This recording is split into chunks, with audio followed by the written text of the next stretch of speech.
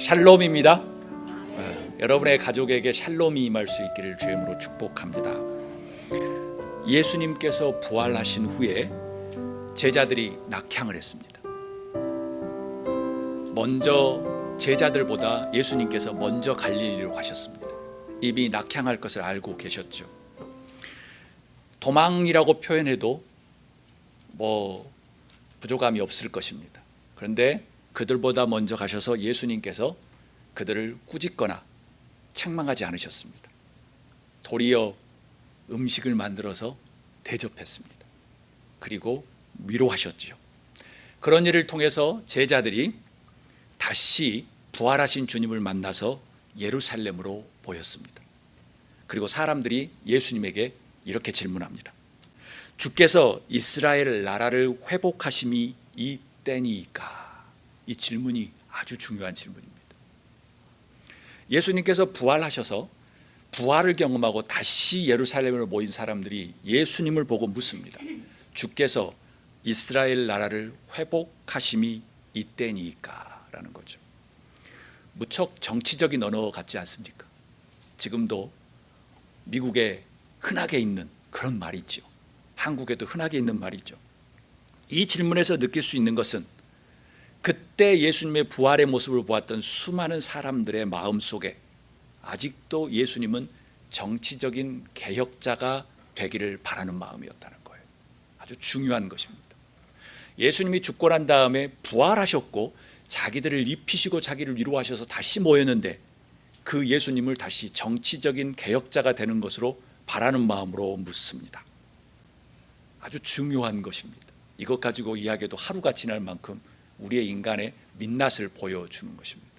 예수님이 고난받으시고 죽으시고 조롱받으시면서 죽으시고 난 다음에 부활하셔서 다시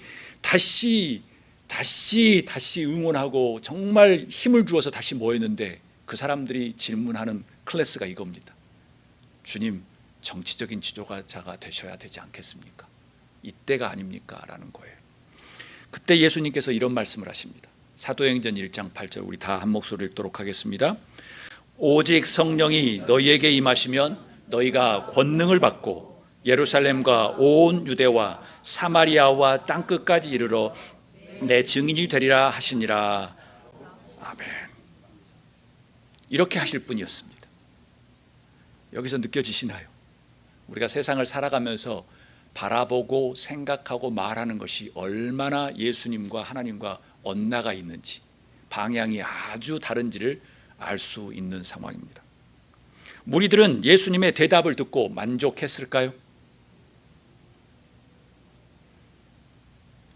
그들의 질문은 뭐였죠? 제가 다시 읽습니다. 예수님, 이 나라를 회복하심이 지금 이때입니까? 라는 거예요. 제자들은 다시 악몽이 되살아나는 것 같았습니다. 사도행전 1장 8절의 말씀을 듣고 예전에 예수님이 고난을 받으시고 십자가에 죽으셨던 순간이 갑자기 막 돌아오는 겁니다. 이제 부활하신 예수님을 만났으니 다시 소망을 가질 수 있을 텐데 그 소망이 뭐죠? 이 나라를 회복함이 이때입니까? 라는 거예요. 그런데 하지만 그들의 다시 살아난 소망과 달리 예수님은 뭐라고 대답하죠? 아주 얼척이 없는 대답을 하셨습니다. 성령이 임하시면 권능을 받고 예루살렘과 온 유대와 사마리아와 땅끝까지 이르러 내 증인이 되리라고 하는 아주 얼척이 없는 말씀을 하셨습니다. 그 말씀을 했을 때 사람들이 그렇군요 라고 반응했을까요? NO입니다. 정확하게 그들의 질문에서 이 나라를 회복하심이 이때니까 라고 하는 그 말을 의미 속에 들어가 보면 전혀 그런 예상을 하지 않았습니다. 그들의 관념의 경계는 무엇이었냐면 오로지 예루살렘과 유대밖에 없었습니다. 유대 땅 밖에는 죄가 있고 구원이 없다고 생각했던 사람들입니다. 갑자기 예수님이 부활받았다고 해서 갑자기 바뀐 게 아니에요. 부활의 모습을 보았음에도 불구하고 이 나라를 회복한 것이 이때니까라고 이야기한 거예요. 신앙인들의 질문과 생각이 아주 중요합니다. 현 미국과 한국 같은 나라에는 더 큽니다. 왜냐하면 기독교가 이 정점을 찍고 지금 나락에 처박고 있는 기독교입니다. 그때 기독교인들이 어떤 생각을 가지고 어떤 질문을 하느냐에 따라서 민낯을 보여주는 것입니다.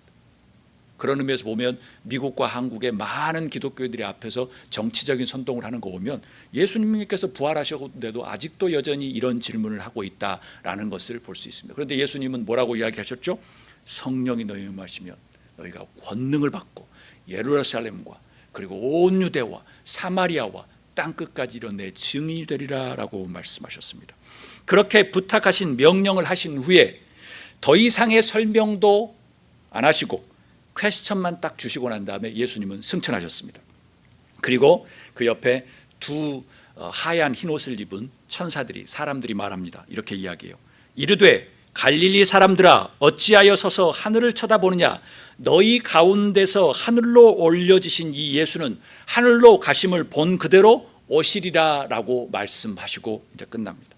무리들은 지금 어떤 상태였을까요? 설명 예수님의 부활과 승천을 보았다고 할지라도 아마 고개를 갸우뚱하고 있었을 겁니다. 내가 지금 보고 있는 것이 사실인가? 예수님 말씀하신 것이 정말 맞는 것인가? 라고 생각했을 거예요. 의심의 먹구름이 막 머릿속을 슬슬 떠오르면서 아주 머릿속을 지금 잠식했을 겁니다. 그들은 그런 후에 의문점을 가지고 어디에 모였냐면 마가의 다락방에 모였습니다. 그들이 첫 번째로 한 일은 이것입니다. 가룟 유다가 죽고 난 다음에 가룟 유다의 공석을 채우기 위해서 제자를 한 명 뽑습니다. 마띠아를 뽑습니다. 그리고 그들은 마가의 다락방에서 있었습니다. 그 당시 마가의 다락방은 120명 정도가 들어가고도 여유가 있었나 봅니다. 마가는 부자였습니다. 지금도 120명 정도 사람들이 들어가는 집이라고 하면 꽤 괜찮은 집이지요. 그런데 예전에 갈대아 우르를 지금 고고학자들이 탐사해 오면 아브라함이 살았던 갈대아 우르, 그거는 메소포타미아 문명이에요. 대문명. 거기에서 보면 2층 집이 있었고요. 돌로. 뭐 엄청난 시대였던 것이죠. 그렇기 때문에 가능했지 않을까라는 생각을 해봅니다. 마가는 누구였죠? 마가의 복음, 마가복음을 적은 사람입니다. 그리고 바나바의 조카였습니다. 그래서 구브로 섬 출신으로서 좀 재정적으로도 여러 가지가 있고 그다음 언어도 능통해서 베드로의 어떤 통역사로도 사역했던 사람입니다. 그래서 다락방에 모인 120명의 사람들에게 이제 어떤 신기한 일이 일어납니다. 우리 다 한 목소리로 2절, 3절, 4절 한 목소리로 읽도록 하겠습니다. 호련히 하늘로부터 급하고 강한 바람 같은 소리가 있어 그들이 앉은 온 집에 가득하며 마치 불의 혀처럼 갈라지는 것들이 그들에게 보여 각 사람 위에 하나씩 임하여 있더니 그들이 다 성령의 충만함을 받고 성령이 말하게 하심을 따라 다른 언어들로 말하기를 시작하니라. 아멘. 아멘. 갑자기 마가의 다락방에 120명에게 뭔가 막 불이 타는 것처럼 놀라운 일이 벌어집니다. 120명에게 사람들에게 놀랍고 아주 신기하고 그리고 당황하게 하는 그런 아주 신기한 순간을 경험합니다. 지난해 미국에도 켄터키에 보면 사우스 이쪽에 보면 렉스턴에서 좀 밑으로 내려오면 에즈베리라고 하는 신학교가 있습니다. 거기서 갑자기 젊은 아이들이 막 눈물을 흘리면서 기도하는 일이 벌어집니다. 그런 거는 통상 있을 수 있습니다. 그런데 어떤 일이 벌어지냐면 갑자기 막 날을 새면서 24시간 막 그런 기도하는 일이 벌어지기 시작합니다. 그리고 바톤 터치를 하면서 사람들이 자발적으로 와서 그 공간을 채우면서 기도하기 시작했습니다. 그리고 그 운동이 다른 대학교로도 가고 다른 대학으로도 가고 수없는 대학교에 전파되는 일이 벌어졌습니다. 그래서 사람들이 미국 땅에 다시 한번 성령의 부흥 운동이 일어나는구나. 예전에 영국과 미국 땅에 나라는 분명히 이렇게 악하게 힘들어 가는데 항시 어느 한 도시가 변화되는 놀라운 영적인 부흥 운동이 일어났습니다. 갑자기 막 시장부터 사장부터 직원들까지 선한 능력을 쫓아가는 일이 벌어진 겁니다. 언더 더 브라이브 하는 이런 막 뇌물 주고 하는 일들이 없어지는 그런 일이 벌어집니다. 그런 것을 영적인 신앙 운동이라고 해서 역사에 나와 있는 운동인데 그런 일이 막 벌어지기 시작합니다. 지교회에서 있는 일들은 간혹 많이 있습니다. 그렇지만 조금 범위를 넓혀서 있는 일들이 많이 벌어진 거죠. 여기 120명의 일도 그것입니다. 그때 너희들 주변에 있는 사람들이 그 120명의 사람들이 성령이 임하고 막 불이 타는 것처럼 보이고 방언을 말하고 갑자기 무언가 분위기가 달라진 것을 보고 주변 사람들이 첫 번째 반응이 무엇이었냐? 사회적인 반응이었습니다. 어째 저 시골 촌놈들 아니야? 라는 것이었습니다. 성서는 뭐라고 이야기하죠? 갈릴리 사람 아니야? 라는 거예요. 그 당시 예루살렘은 뉴욕 같은데 LA였죠. 갈릴리는 이름도 모르는 시골 촌뜨기였는 거죠. 갈릴리 사람 아니야? 그러면서 또 이야기합니다. 이 어찌 된 거야? 라고 표현합니다. 또 어떤 이들은 조롱하면서 이렇게 얘기합니다. 쟤들 정신이 이상하구나. 술 취한 것이 맞아 라고 표현한 겁니다. 그때 베드로가 그 상황이 끝나고 난 다음에 베드로가 유대인과 많은 사람들을 모아놓고 예루살렘에 있는 사람들을 모아놓고 설교를 합니다. 그리고 많은 사람들이 마음이 동하여지고 움직여지고 주님께 돌아오는 일이 벌어집니다. 그때 예수님을 따르던 무리들이 이제 모이기 시작합니다. 초대교회에 놀라운 역사가 일어난 것입니다. 여러분, 당시 로마 문화 속에서 이 사람들의 행동은 어떤 행동이었죠? 손가락질 받는 행동이었습니다. 아니요, 손가락질이 아니었습니다. 사상분자들이 모인 곳이었습니다. 죽어야 마땅하는 것입니다. 왜요? 예수님은 사상범, 국가를 전복하는 사상범이었기 때문에. 그래서 최고형이었던 십자가형을 받았습니다. 그 사람들이 지금 120명이 모여가지고 알지도 못하는 저 시골 촌놈 같은 사람들이 모여서 지금 뭐 술 먹은 것처럼 이러고 있는 거예요. 당연히 지금 로마 황제를 몰아내라고 하는 으쌰으쌰 데모처럼 느껴졌을 것입니다. 박해를 받았을 거예요. 그런데 성령 하나님의 임재로 인해서 그들이 막 불타는 것처럼 느껴지는 계속 모이는 겁니다. 당시에는 성령 충만함으로 나타난 많은 특징들이 있었어요. 그런데 저는 오늘 당시에 모인 사람들에게 일어났던 심리적인 면을 좀 초점을 맞추고자 합니다. 성령이 불타는, 성령이 임했던 그들에게는 어떤 심리적인 변화가 일어났을까요? 우리 첫 번째 한번 읽어보도록 하겠습니다. 그들은 용감해졌다. 더 크게 한번 읽어볼까요? 그들은 용감해졌다. They became brave. 무리들은 예수님이 고난을 받으시고 십자가에 못 박혀 죽었을 때 그들의 심리적인 상태는 어땠을까요? 소수의 몇 사람, 사랑하는 제자 요한과 갈릴리 촌에서 왔던 그 여자분들 빼놓고는 나머지 숨고 부인하고 실망감에 빠져서 도망쳤습니다. 부인했지요. 예수님이 운명하시자 제자들은 두려움에 떨어서 모두 숨었습니다. 3일 후에 그 갈릴리의 여성분들이 예수님의 무덤에 가서 부활했다는 말을 알려줬음에도 불구하고 그들은 고개만 갸우뚱, 그럴 리가 없어, 내 경험으로는 그게 아니야 라고 생각하고 갈릴리로 낙향을 합니다. 그 갈릴리로 낙향한 것은 여름 휴가를 위해서 쉬러 갔을까요? 여행이었을까요? 단순히 방문이 아니었습니다. 도망이지요. 고개를 떨구고 3년여 만에 삶의 현장으로 다시 돌아가는 것입니다. 전형적인 실패자의 모습이에요. 뭔가 대단한 일을 해보겠다고 하고 유명했던 예수님을 따랐는데 3년이 지나고 난 다음에 실패하고 고개를 떨구고 이제 나는 실패자구나, 루저로 아주 열패감에 빠진 사람들의 모습입니다. 그런 후에 그들이 예수님의 만들어주신 음식을 먹고 예수님의 위로를 받고 그들이 다시 예루살렘으로 돌아왔습니다. 그들에게 두려움과 염려와 실망과 좌절감은 어디로 간 것일까요? 혹시 여러분 안에 두려움과 걱정과 염려가 있으십니까? 혹시 가족들 중에 그런 마음이 있습니까? 저도 순간순간 두려울 때가 있습니다. 순간순간 걱정이 있을 때가 있어요. 아마 여러분도 그러리라고 생각해요. 성령 강림 후에 마가의 다락방에 일어났던 아주 큰 특징은 뭐냐면 그들의 심장에 성령이 막 뽐뿌 나기 시작합니다. 두려움이 막 사라지기 시작합니다. 대담해지기 시작합니다. 담대해지기 시작해요. 엔돌핀 막 이런 호르몬이 막 상승하기 시작합니다. 자신감이 막 생겨나기 시작합니다. 대담해지기 시작했어요. 여러분에게도 성령에 불타는, 성령이 여러분의 심장을 펌프질하는 놀라운 역사, 그 용감한 역사가 일어날 수 있기를 주님으로 축복합니다. 분명히 현실은 그들은 사상범처럼 데모하는 것처럼 정말 나라를 전복하는 것처럼 까닭 잘못하면 죽을 수밖에 없는 사람이었는데 성령이 임하고 보니까 그들이 담대해진 거예요. 아이고, 내 나이 70 중반 80이 넘었는데 잘 살았지. 아이고, 까닭 잘못하면 100세, 에이, 안 그러면 뭐 몇 년, 이게 아니고요. 성령이 임하니까 갑자기 막 담대해진 거예요. 어우, 내가 이제 20대가 된 것 같아. 저희 어머니의 말에 하면, 야, 내가 아직도 28 청춘인 것 같다. 97세의 어머님이 말씀하신 거예요. 이게 성령이 임하면 우리의 마음속에 그런 마음이 든다는 거예요. 용감해진다는 거예요. 성령이 불타는 여러분 안에 정말 심장에 펌프질을 하는, 그래야 담대해지는 여러분이 될 수 있기를 주의 이름으로 축복합니다.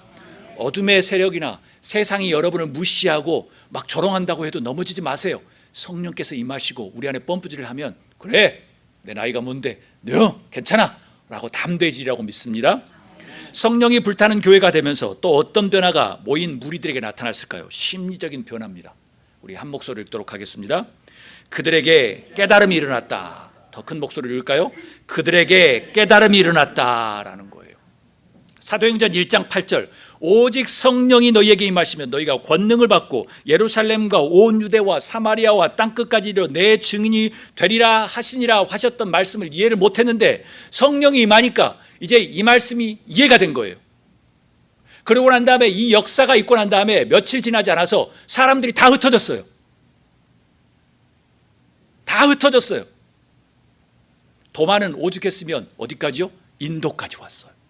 그래서 지금은 인도 안에 도마 기념교회도 있고요. 또 다른 사람들은 아프리카까지 가고요.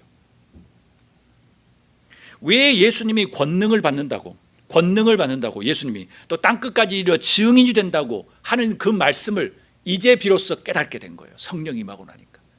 이 심장에 펌프질이 막 되고 호르몬이 막 흐르고 불이 타고 뭔가 담대해지니까 그 말씀이 이해가 된 거예요.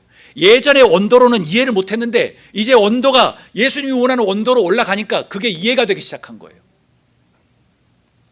동시에 구약의 예언의 말씀이 기억나기 시작해요.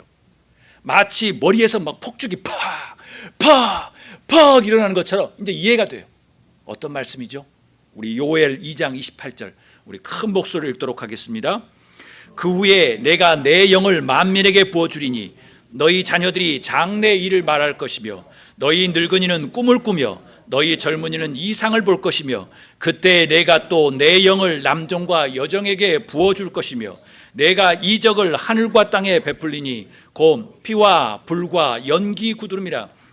여호와의 크고 두려운 날이 이르기 전에 해가 어두워지고 달이 핏빛같이 변하려니와 누구든지 여호와의 이름을 부르는 자는 구원을 얻으리니 이는 나 여호와의 말대로 시온산과 예루살렘에서 피할 자가 있을 것이며 남은 자 중에 나 여호와의 부름을 받을 자가 있을 것입니다. 아멘, 아멘.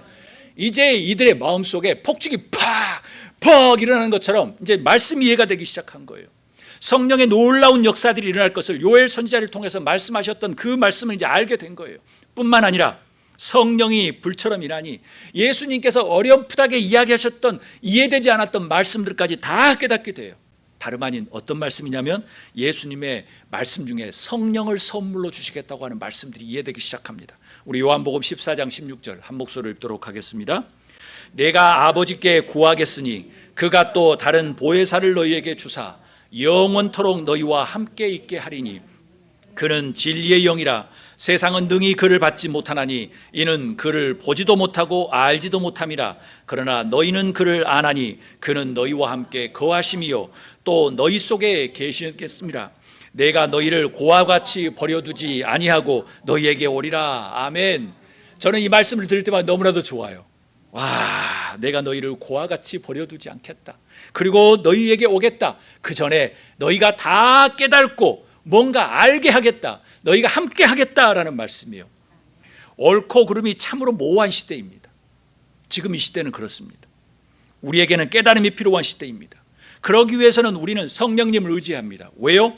그를 보지 못하고 알지도 못함이라. 그런데 너희는 그를 아나니 그는 너희와 함께 계심이라 라는 신비한 그런 것들을 깨닫게 된다는 거예요. 그래서 성령은 깨달음의 영입니다. 왜 성령의 능력을 받는 많은 사람들이 산으로 가고 조용한 곳으로 갈까? 저는 믿습니다. 성령의 깨달음이 임하면 자기를 비추는 그 조명의 빛이 막 임하고, 그래서 자기를 들여다보고 하나님께서 주시는 길들을 보기 위해서 묵상하기 위해서 막 조용한 곳에 숨습니다. 그리고 더 깊이 교제하고 세상을 향해 나옵니다. 그런데 성령이 임했다고 하면서 막 무당처럼 앞에서 활짝활짝하고 사람들을 선동하는 사람들은 아마 어둠의 세력일지도 모릅니다. 이건 저의 얘기가 아니라 성서에도 나오는 일들이기 때문에 그렇습니다. 세상은 능히 알지 못하지만 우리에게 성령이 임하면 우리 안에 막 불이 타오르는 거예요. 열정이 타오르는 거예요. 깨닫게 되는 거예요. 아, 내 나이가 70, 80, 90이어도 나는 아직도 시간이 있구나라는 생각. 그런다고 해서 다른 사람을 무시하라는 게 아니라 그냥 자포자기하고 수그러드는 것이 아니라 굴 속으로 들어가고 나는 못해가 아니라 하나님께서 주신 일들이 있구나. 하나님께서 주신 나에게 고유한 정말 포에마로 걸작품으로 부르신 선한 일을 하게 하신 목적들이 있구나라는 것을 발견한다는 거예요. 그러기 위해서 우리는 성령님을 의지해야 합니다. 아멘. 깨달음의 영이기 때문에 예수님은 보혜사이신 성령님을 우리에게 주시겠다고 약속하십니다. 그리고 함께 하시겠다고 약속합니다. 세상은 능히 알지 못하는 것을 성령이 임하시면 깨닫게 하셨다고 말씀하시는 거예요.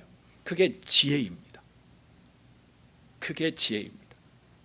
미국과 한국을 지금 국적으로 두는 여러분들은 깨달아야 합니다.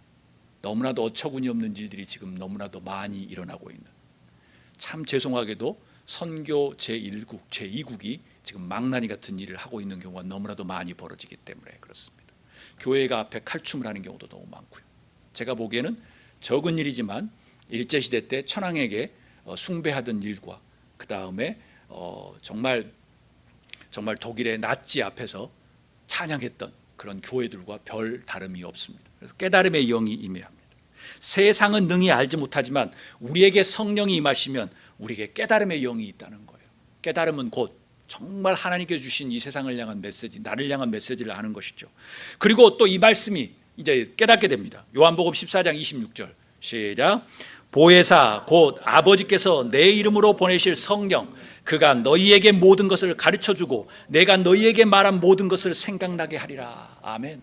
성령이 임하시면 너희에게 가르쳤던 모든 것을 깨닫게 되고 그리고 모든 것을 생각나게 하신다는 거예요. 답답해, 깨닫지 못해 라고 하는 어떤 일상의 난관과 어려움과 고통성이 있습니까? 성령님을 의지하십시오. 성령님 깨닫게 해주십시오. 가족들, 친구들에게 지금 난관이 있고 어려움이 있습니까? 성령님께 기도하십시오. 아유, 내가 살아보니까 그냥 다 있어. 이것도 중요한 지혜입니다. 뭐 조금 지나면 괜찮아. 그것도 올바른 모습입니다. 그런 수동적인 거, 피동적인 걸 말하는 거 아니에요. 저는 역동적으로 말씀드리는 것입니다. 성령님께 물어보십시오. 성령님께서 지혜를 주실 것입니다. 음성을 주실 거예요. 좌로나 우로나 아니면 때로는 부름기둥과 불기둥으로 어떤 상황에도 주님께서 깨달음을 주실 거예요. 가령 이런 어려운 문제에서 시작은 어떻게 되며 과정은 어떻게 되며 목적은 어떻게 되며 결과는 어떻게 될 것인지를 깨달음을 주실 거예요. 우리가 뭐 신통한 사람들이어서 뭐 점쟁이처럼 그런 것이 아니라 성령님께 의지하십시오. 그러면 그 영적인 것에서 하나님께서 성서적으로 길을 인도해 주실 거예요. 그렇다면 간단합니다. 오늘 예수님의 말씀처럼 우리가 보혜사 성령님을 의지하는 수밖에 없습니다. 성령님을 의지하는 수밖에 없습니다. 보혜사 성령님께서는 모든 것을 가르쳐주고 예수님이 말씀하신 모든 것을 생각나게 하실 거예요. 성령님의 역할이 바로 가르치고 생각나게 하시는 것이기 때문이에요. 해서 성령이 임하면 깨달음이 임합니다. 성령이 임하면 싸움이 물러갈 수 있습니다. 왜요? 창피해지니까. 양심이 막 작용을 하니까. 그래, 미안하다.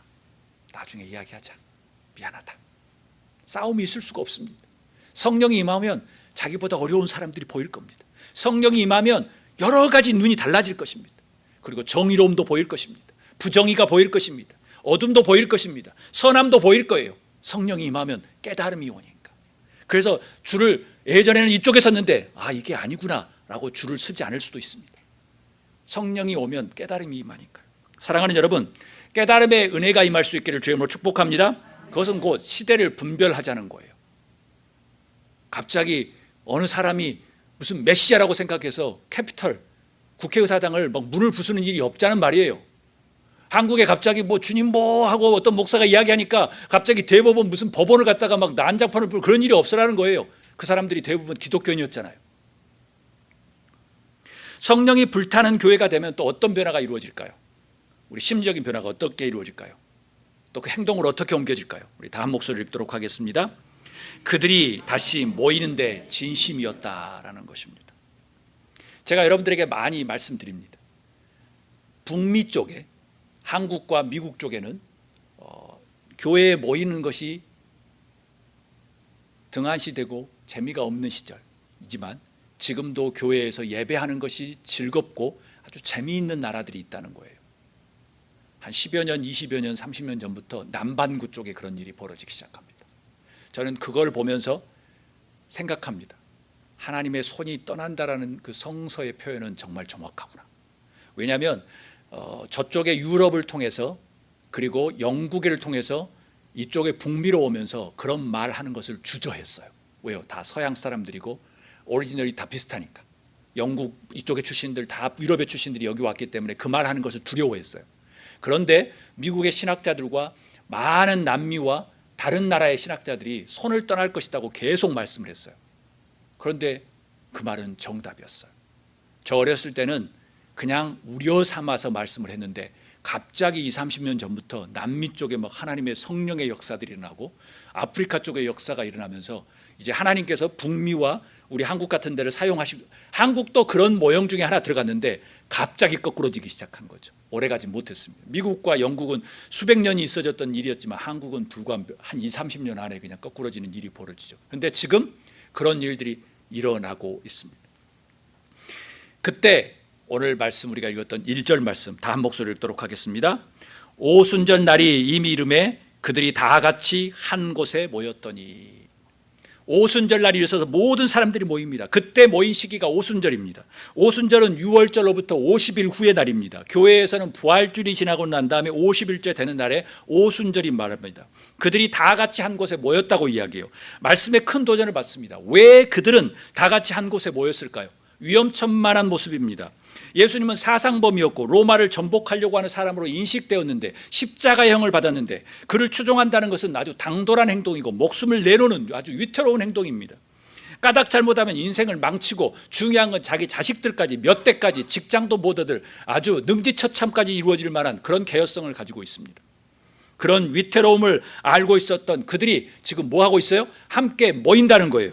왜 그랬을까요? 사도행전 1장 4절 5절 한 목소리 읽도록 하겠습니다. 사도와 함께 모이사 그들에게 분부하여 이르시되 예루살렘을 떠나지 말고 내게서 들은 바 아버지에게서 약속하신 것을 기다리라. 요한은 물로 세례를 베풀었으나 너희는 몇 날이 못되어 성령으로 세례를 받으리라 하셨느니라. 이 말씀들이 막 이해가 되고 예수님께서 그렇게 말씀하셨는 게 이제 이해가 되는구나라는 거예요. 참 이런 모습을 보면서도 우리가 이런 생각을 하죠. 우리는 말씀을 많이 듣고 말씀을 읽기도 하고 찬양하고 뭘 하지만 우리 자녀들에게 하지만 때가 있는 것 같아요. 그래서 성서의 중요한 신학 중에 하나는 appointed time, 정한 때예요. 어떤 것이 이루어진다고 해서 다 이해가 되질 않아요. 어느 시기가 돼야 된다는 거죠. 분명히 예수님께서 말씀하셨는데 사람들은 이해하지 못했어요. 그런데 마가의 다락방에서 성령이 임할 때 이해가 되기 시작한 거예요. 예수님께서 왜 그러셨구나라는 것을. 그리고 사도행전 2장 43절 우리 한 목소리 읽도록 하겠습니다. 사람마다 두려워하는데 사도들로 말미암아 기사와 표적이 많이 나타나니 믿는 사람이 다 함께 있어 모든 물건을 서로 통용하고 또 재산과 소유를 팔아 각 사람의 필요를 따라 나눠주며 날마다 마음을 같이하여 성전에 모이기를 힘쓰고 집에서 떡을 떼며 기쁨과 순전한 마음으로 음식을 먹고 하나님을 찬미하며 또 백성에게 칭송을 받으니 주께서 구원받은 사람들이 날마다 더하게 하시니라. 이게 성령이 불타고 그 다음에 마음에 막 펌프질이 되니까 이제 말하지 않아도 모이기 시작한 거예요. 저에게 들어왔던 말씀은 이거예요. 믿는 사람이 다 함께 있어. 46절 날마다 마음을 같이하여 성전에 모였다라는 것을 표현합니다. 예전에 그들은 함께 예수님을 따랐습니다. 그런데 십자가의 처형을 받고 예수님이 죽은 후에 모두 흩어졌습니다. 부활을 경험하고 승천을 보고 성령이 마가의 다락방에 불타게 하면서 그들의 마음을 같이 하는 일들이 벌어지기 시작합니다. 그리고 날마다 모이기 시작한 거예요. 모이는데 열심이었습니다. 진심이었습니다. 성령이 임하지 않았을 때는 도망과 포기와 낙향이 더 편했지요. 그게 자기들의 용어였습니다. 마인드셋이었어요. 그런데 성령이 불타면서 그들의 심장에 성령이 막 임하면서 온도가 갑자기 막 상승하면서 함께 모이는 것, 그들의 생각들과 삶의 라이프 스타일이 바뀌었습니다. 사랑하는 여러분, 우리 안에 모임이 많아지는 저희들이 될 수 있기를 주의 이름으로 소망합니다. 재미있고 아주 감동적이고 위로가 넘치는 그런 모임들이 많았으면 좋겠습니다. 남 험담하는 모임, 막 싸우는 모임, 이쪽과 한번 막 그냥 적대적으로 만나려고 하는 그런 모임이 아니라 재밌고 행복하고 즐거운 일이 많았으면 좋겠습니다.